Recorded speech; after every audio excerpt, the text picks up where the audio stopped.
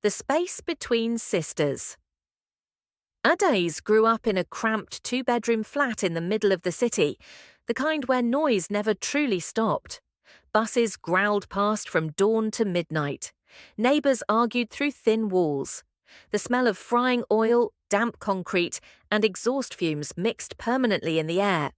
But inside that flat, her mother, Ifunanya, made peace. Ifunanya was not a rich woman. Her dresses were simple, her shoes worn thin at the heel. But she moved with intention. Every morning she woke Adaeze before the city fully stirred. She warmed water on the stove, braided her hair carefully, and spoke to her like she was already grown. "Life will try to rush you," Ifunanya used to say, tightening the last braid. "Don't let it steal your softness." When bills piled up and arguments filled the flat, Ifunanya became the shield. She absorbed tension and returned calm. When Adaeze cried, she listened without interrupting. When her father came home irritated and silent, Ifunanya smoothed the edges. Adaeze learned love from her. That was why her death changed everything. The illness came slowly. Hospital corridors became familiar. Adaeze learned how to sit quietly beside beds, how to read fear in adults' faces. Then one afternoon, her aunt came to pick her up from school instead of her mother. Nobody explained anything. After the burial, the flat felt wrong. The walls were the same, but warmth had been scraped out of them. Her father still lived there, but he moved through rooms like a stranger. He provided food, paid school fees, but withdrew emotionally. Silence replaced conversation. 2 years later, he remarried. Her stepmother, Margaret, arrived with a suitcase and a sense of order. She rearranged cupboards, changed routines, and filled the flat again, but not with affection. When Nkiru was born, everything tilted permanently. Adaeze noticed it in fragments. Her father rushing home when Nkiru cried. Money appearing easily for baby clothes, toys, and doctor visits. When Adaeze asked for something, she was told to manage. No one ever said she was unloved. They just behaved as if she needed less. Still, Adaeze loved Nkiru fiercely. She carried her on her back as a baby, helped her dress for school, defended her from neighborhood children. When Nkiru had nightmares, it was Adaeze who slept beside her. When Nkiru cried, Adaeze soothed her. Nkiru grew up adored, better clothes, newer shoes, quicker forgiveness. But beneath her confidence lived a quiet resentment. Because no matter how much attention she received, people still said, "That first daughter is different. She has sense."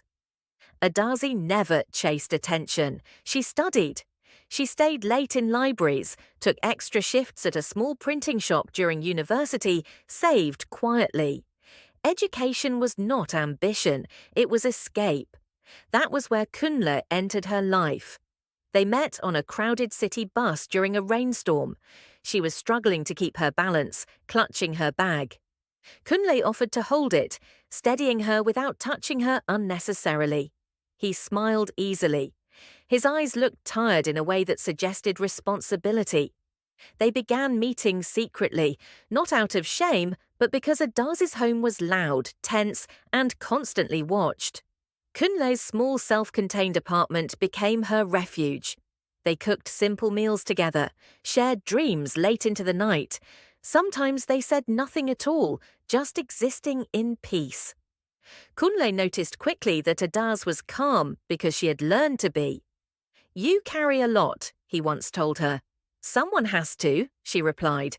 She supported him too, listening to his worries, encouraging his business ideas, helping him polish plans. They became each other's safe place in a city that never rested. Marriage wasn't a fantasy, it was assumed.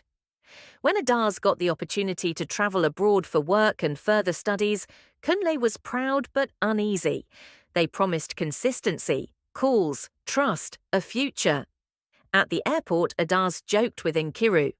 "Abeg, take care of my man for me, oh." It was said lightly, trustingly. Abroad was harder than she expected. Long shifts, cold nights, loneliness that crept in quietly. Kunle was her anchor, at first. Then slowly, calls shortened, messages delayed, excuses piled up. Meanwhile, Nkiru started visiting Kunle. At first it was innocent, dropping food, checking on him, updating him about Adaeze. Loneliness did the rest. Complaints turned into conversations, conversations into familiarity, familiarity into temptation. Nkiru had lived in Adaze's shadow all her life, admired, but never respected the same way.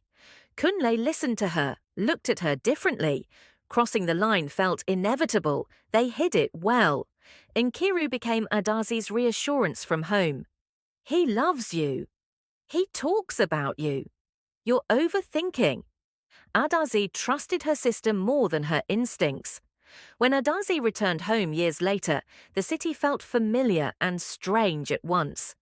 Kunle and Nkiru came together to pick her up from the airport. She noticed immediately the stiffness, the shared glances, and then Nkiru's pregnancy. The drive home was silent.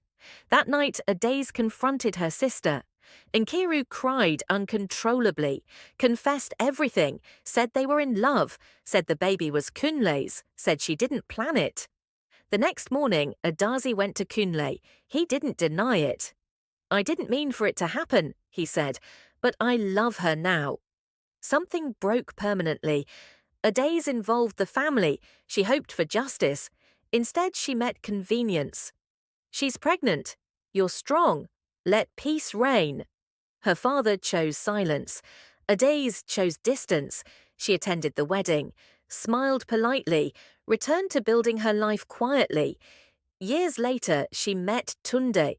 Tunde was different. He chose her openly, loved her without confusion or competition. With him, Adaeze learned that love could be steady without pain.